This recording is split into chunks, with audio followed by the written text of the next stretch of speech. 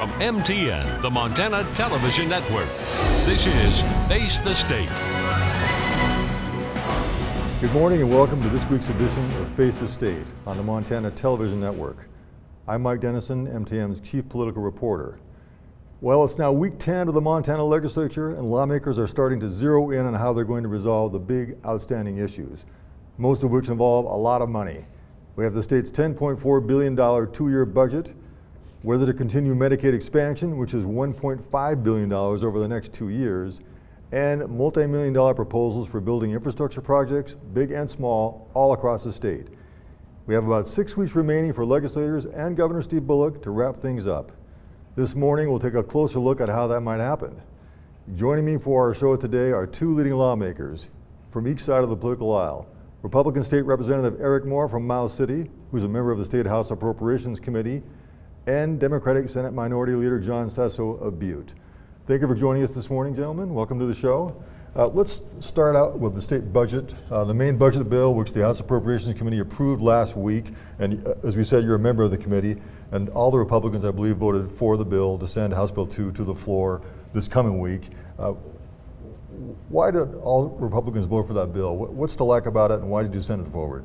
Well, we think House Bill 2 is in fairly decent shape right now, Mike. It's as it currently sits, it's going to be about a 3 to 3.5% increase over the last biennium's appropriations. Republicans have said from the get-go that our goal is to fund essential services, try to keep growth of state government in relation to growth of the private sector, so that's inflation and population, and not create any new taxes.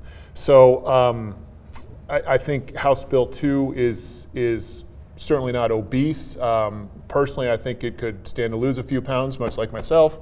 But no, I think it's a decent product going forward. There's several more bites at the apple. The House floor has to look at it. Senate Finance and Claims has to look at it, and we're in negotiations with the executive on some of their concerns. But I think we've got a good product so far at this point in this session. Now, as Representative Moore mentioned, there's a lot left to be done on House Bill 2. It's on the House floor this week, then it comes over to the Senate, to your end of things. What are some things that Democrats look at that bill and say, something's missing here? Well, we'll have to see. I can't disagree with my colleague on how it looks right now. Decent. You know, I think that there's a couple holes. It's my understanding, however, that the holes that we see, like on pre-K, some of the special ed funding, some of the other issues, there are separate policy bills that we're going to attach revenue to. So we hope to, as a package between House Bill 2 and these other policy bills, we should be able to shore things up. Of course, you know, the challenge is always balancing out the revenues we take in with the what we call present law adjustment, but basically it's the inflation of doing business as a state, and we got to make sure it trues up. When it's a shortfall, you know, we've got to make some serious cuts, or we got to try to raise some revenue. So we'll be looking at the last revenue estimate we get in, you know, late March, early April, gives us the final snapshot on the best we can predict on how much revenue we'll take in from all the traditional sources, and then we'll true that up with the budget. You know, it's a little bit difficult this year because we had the special session. We had to make some serious cuts in the 17 session. So a lot of the work the Appropriations Committee has done and the House folks after subcommittees was to true up, you know, the restoration of the base budget with what we're going to do with the present law adjustment and the increase, the inflation for 20 and 21. We're always out there 18, 24, 30 months, and so it's a difficult hustle to try to get it all put together. But there's some holes. There's certainly some of the departments that took a little greater hit than they probably wanted to. But you know, I share my colleagues' view that our job is to make sure the budget is within our means, right. And we'll, like we always do, unlike our National Congress, we have a constitutional requirement to balance it up, yeah. And we'll do it, and we'll get it done again this year. Yeah, and as you mentioned, there are a lot of steps left to go, and it's coming over to your side, and we pretty much know what it's going to look like, but it could have changed a little bit in the coming weeks. It sure or so. can. Yeah, and now one thing that Senator Sesso mentioned was The preschool, the governor's preschool program is not in the budget, yet you plan to sponsor an alternative to that. Tell us about the bill that you plan to sponsor and how it differs from the governor's proposal. Sure. Part of the reason that we cut the funding from House Bill 2 is that I think most of us feel that this is a policy decision. When the governor first introduced pre-K, I think in the 2015 session, it wasn't a policy bill, it was just a chunk of money in House Bill 2. This is a policy consideration that should be considered by the whole legislature. So yes, I'm bringing a policy bill. A lot of the work we did in the interim, those of us on appropriations and finances, we looked at best practices across the country. The infrastructure bill, which we'll talk about it in a minute, came a lot of what's been done in Utah and has been successful. So with pre-K, we looked at other states that have implemented this, that have done it successfully and are showing some positive results. And the state that stands out is Alabama, which is a very red state politically, very conservative. So I actually went down there over the interim and met with some people and studied, and I was pretty impressed with what I saw. Well. We went with the governor. Yep, went with the governor. So my wife's been a preschool provider for years in the private sector. I believe that there's a lot more about early brain development and brain science that we know more now than we did even 10 years ago. So the policy bill that I will be bringing for consideration for the legislature will be a school choice model, a money follow the student, where K-12 districts, Head Start providers, local providers can all apply for block grant funding from the state. There will be input metrics that will be set so that we can assure that we're delivering, a high quality product across the state. So we'll run it past the legislature here in the next couple weeks and see what people think. And Senator Sesso, of course, you haven't seen the bill yet, but do you think does this sound like something Democrats could support? Because I'm sure we're going to need some Democratic votes to pass it. I don't think all the Republicans are going to vote for it. Well, I think we've got to work hard to find the sweet spot between the provision of preschool, pre-K, pre-kindergarten, from a more private model versus a public model. I think our objectives are to make sure it's available to everyone, and I got to believe that we can figure out a model that works. It does not abandon, because there are a lot of preschool providers in this state that do great work. They provide a great service not only to the families and the children that they serve, but that whole business of letting our kids have a head start. Now, we just got to make sure that model is available to all Montanans, because that's the goal. That's the objective, is to make sure that all our kids get a fresh and a head start. Otherwise, we're going to lose. I'm glad to hear that there's more majority party support for the concept this year than there has been in the past, because we're one of just a handful of states now that don't do this, yeah. And our kids are just going to come out of the gate behind if we don't provide this for them. But as always, the governor has shown some leadership, and it's very important to him that we get this done, and so we're committed to working with all the ideas. We look forward to seeing Representative Moore's bill when it comes out, how that comports with what the governor has put out there already, and we got to find that sweet spot to balance out all the providers that do a great job with the need to provide it for everybody. And do you think the Republican votes are there enough to support this? I mean, I assume it has to be a bipartisan support for this bill. Is that your assumption? Well, I think, Mike, you said it accurately. I think there's going to be more Democrat support for it, assuming we can find a compromise, as Senator Sesso said. Yeah, but there's Republican support for it. Okay. If you look nationwide, it is certainly not a partisan issue. You don't see preschool provided in just blue states across the nation. Like I said, Alabama's a leader, and they're certainly more red than this state is. Okay. I want to come back to something that Senator Sesso mentioned when we were talking about the budget, and this was some departments are saying that some of their personnel have been cut. And for instance, Department of Public Health and Human Services was objecting strenuously, in the last week or so, about having 100 positions or so cut.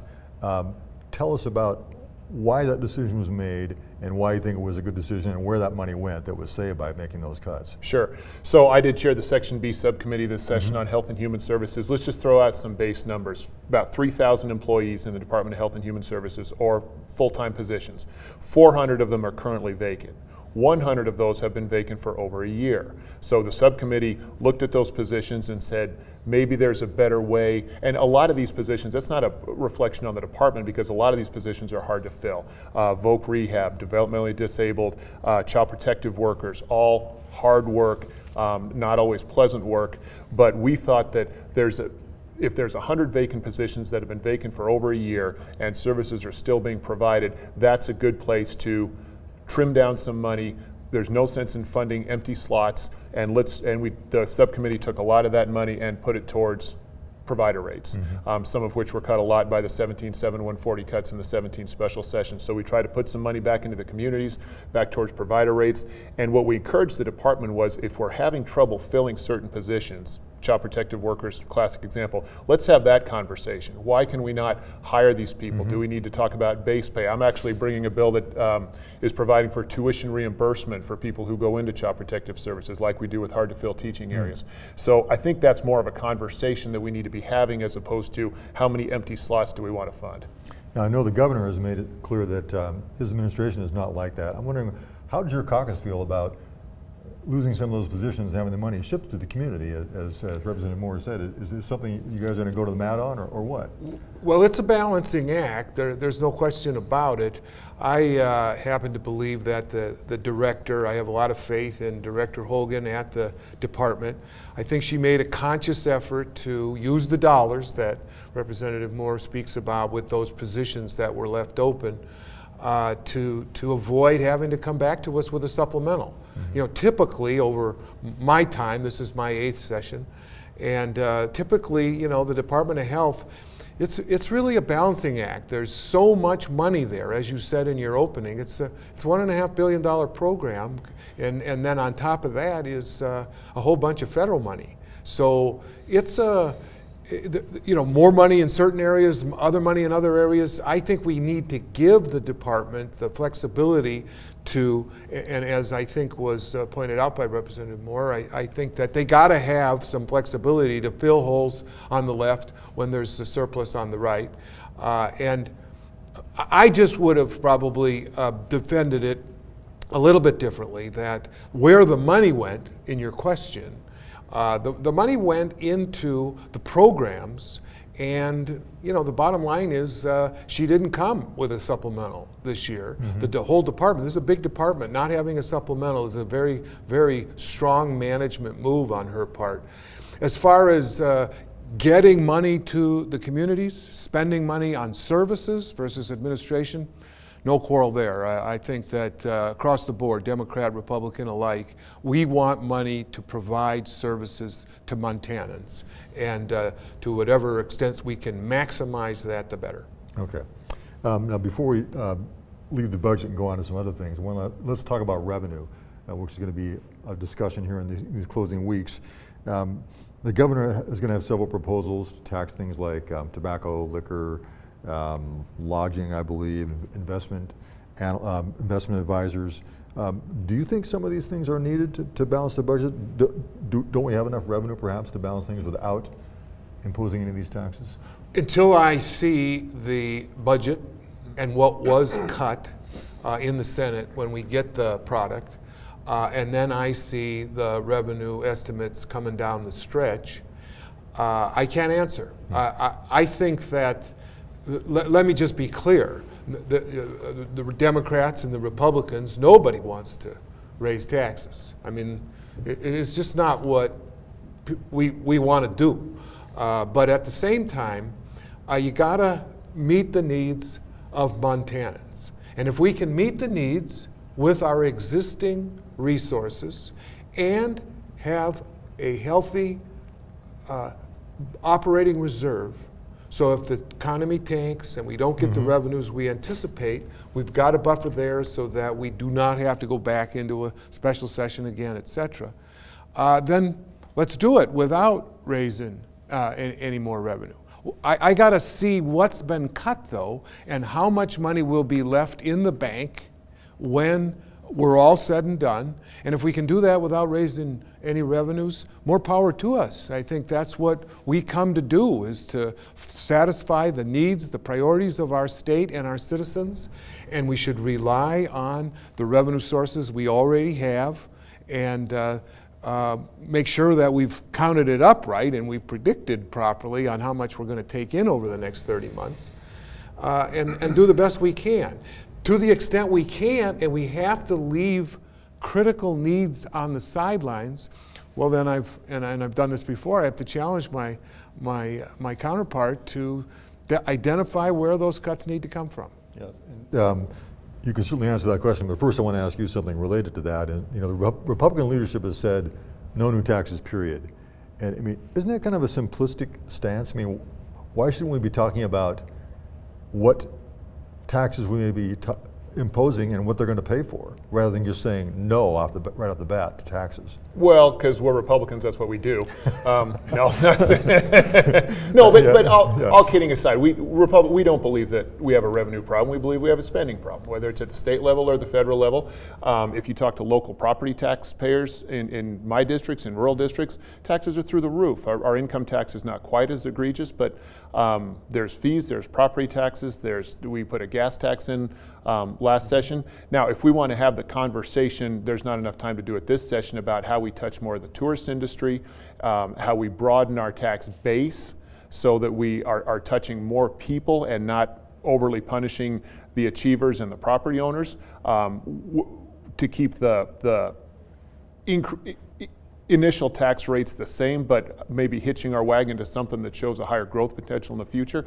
I think we're all willing to have that conversation, but increasing taxes on the current payers, I think, is a non-starter for Republicans. And I might add one thing in response to my good friend and colleague across the aisle. When we talk about cuts, we're talking about cuts to the governor's proposal. No, I don't know of any agency that's been cut spend from the last biennium to spend this biennium. The amount of increases. We're talking about a decrease in the increase, right? That's very different than a cut. Yeah. Okay.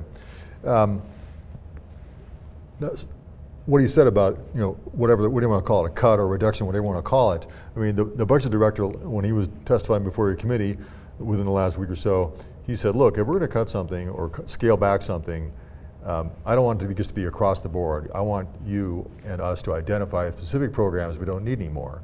What's your view on that? Do you think that's a good approach to take? And if so, where do we go? No, I don't accept his premise, because if we were actually looking at the legislature, came to the executive and said, we are going to cut 5% from the budget this year, not 5% under what the governor requests, but 5% less than what we spent last year, then that's a fair question to have. But as I said in my opening, the budget is inflation plus population. I mean, we are increasing spending along with the growth of the economy. There's certain pockets of state government. Child Protective Service is the one that we keep coming back to because of the methamphetamine epidemic, the epidemic of DN cases that we're seeing. We have to readjust our spending priorities in certain areas, but we should also be getting more efficiencies with technology. We shouldn't need as much paperwork. We shouldn't need as much administration. We shouldn't need as much mid-level managers because of technology that all businesses enjoy. So we ought to be able to find efficiencies there and reallocate spending to where the needs truly are. Okay. Let's move on to another big topic, Medicaid expansion, which of course is one of the biggest, if not the biggest issue before the session. And it's about a $1.5 billion program over the next 2 years, which covers 96,000 low-income Montanans. Senator Sesso, Democrats and the governor have been hammering away on their message that no real changes are needed to this very successful program. The work requirements are probably counterproductive. I mean, do you really think a bill is going to get through with Republican votes if it doesn't have work requirements? Isn't that something that really has to be in there for it to pass? Well, I am still going to be an advocate of the status quo. I thought we did a great job in 2015. We built a good product, a Montana-made solution to provide this coverage to these 96,000 Montanans, our neighbors, our families, our friends. The businesses in Montana have enjoyed the benefits of this expansion. The amount of dollars that have come into our economy, $500 million, the 5,000 jobs that have been created, the stabilization of our rural hospitals. I think the evidence of the product we passed in 2015 overwhelms any need to change. Now, one of the things we did in 2015 was Help Link. It was part of the HELP Act, and that was to connect jobs, connect employment with the recipients of this benefit. I think we got off to a good start. We're rounding first, maybe on our way to second, maybe there already on how to make that connection. I don't think there's any disagreement, Democrats, Republicans, that if you're enjoying a benefit from the state of Montana and you have the ability to work, you should be working and to a certain extent earning that benefit. But we also have a premium, we have a copay in the product we passed in 2015. We have a buy-in, we have skin in the game among these people. And so my response is, hey, I think that there's always room for improvement on the good idea that we put together in 2015, making sure employment, ability to work is connected to the recipients. Now, our challenge is to figure out a way to do that that is not overly burdensome on the bureaucracy. We're not going to, certainly the legislature is not wanting to create bureaucratic jobs just to make sure we're imposing work requirements. So again, it's up to us to work together to make sure that the product we leave with, because I have found that there are enough votes in the legislature to pass a continuation of the bill we passed in 2015. I remind everybody all the time that we put that sunset in. One is to take a look at how well the program worked, but the main reason we put that sunset in was to make sure the federal government held up their end. You know, their share's going down from 98 to 97, 95, 93, and it's going to flatten out at 90 in 2020. We didn't know, quite frankly, we couldn't trust that in 2015. So we wanted to make sure that we didn't pass something that was not sustainable. It has turned out to be very good for the state of Montana, for the people we're covering, for the hospitals, for particularly the rural hospitals, and for the citizens that we need to get a hand up. Our goal as Democrats is to make sure the people who are on Medicaid expansion don't have to be there. Give them a job or give them new training so they can get a better job, because a lot of the people are working hard. Many, many people of those 96,000 are working. They have 1, 2 jobs and they still qualify under that poverty level. We got to help them up.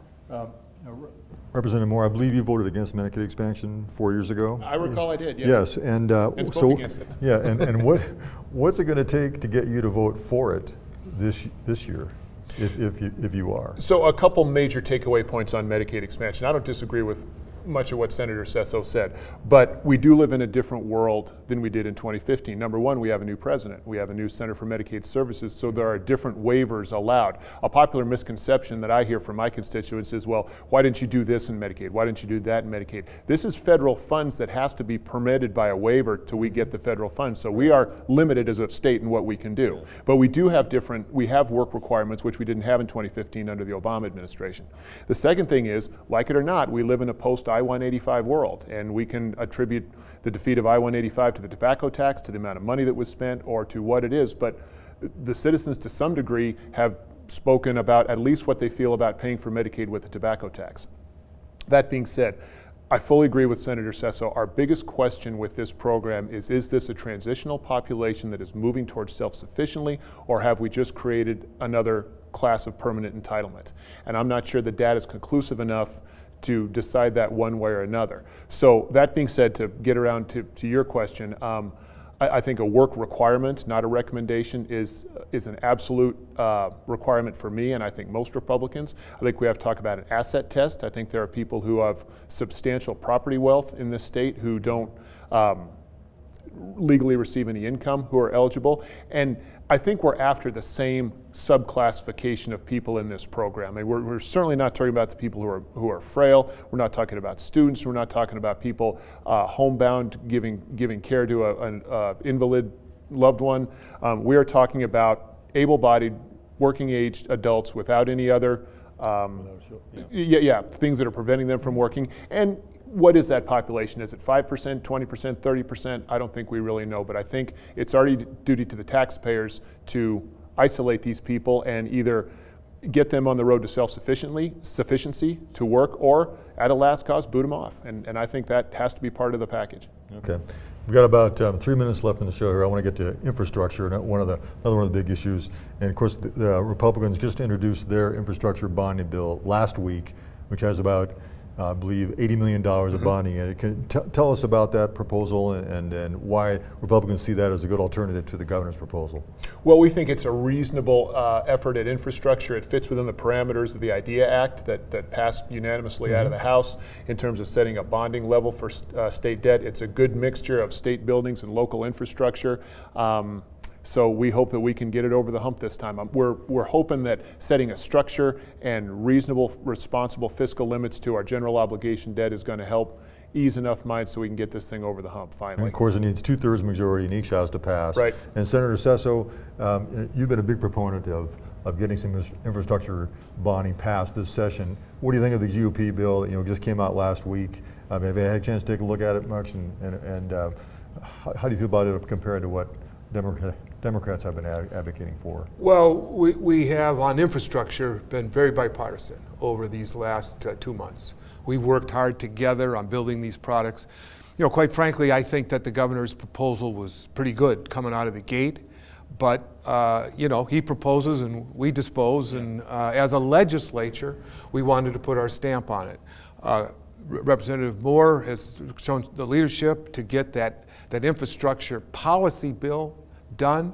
Got great support in the House. I think that'll be well received in the Senate. That gives everybody comfort that we're not just shooting in the dark. We're not just putting a list of projects together this year and then next year what are we going to do? There is now a policy that we're passing that guides us on infrastructure development long into the future. Very important. As far as the projects this time, to a certain extent, it's my hope that save for a few less dollars going to that grant program for oil and gas in coal country, I think that we're going to try to get all of the proposals, all of the projects done that were in the governor's bill. So I think we've worked well together, and I have high hopes that we're going to get that done this time. Okay, very quickly, Republicans have the majority. They can pass whatever they want. They can block whatever they want. What do Democrats or the governor have as a card they can play, say, hey, this is what we're going to go to the mat on? Anything? Well, the governor's got the veto pen, so he uses that pretty deftly, and that's one thing we've got, because a lot of priorities that the Republicans have require his approval, and everybody has to work together. I have made my career in the legislature, working on both sides and making sure that everybody's in on the decisions, and we use our influence however we can. I'm going to stop you there. I just want to ask Representative Moore if there's one thing Republicans really want to get out of the session that we haven't talked about or that we have talked about. No, I think the bigger issues are what we've talked about. I think Republicans will be happy with no new taxes and a lean budget. Okay, great. Well, thank both of you gentlemen for joining us this morning on Face the State. We'll be back later this year at the end of the legislature to hash things out. And of course, MTN will be providing full coverage of the final 6 weeks of the session. Thank you and good morning. You've been watching Face the State, a presentation of MTN, the Montana Television Network. We are always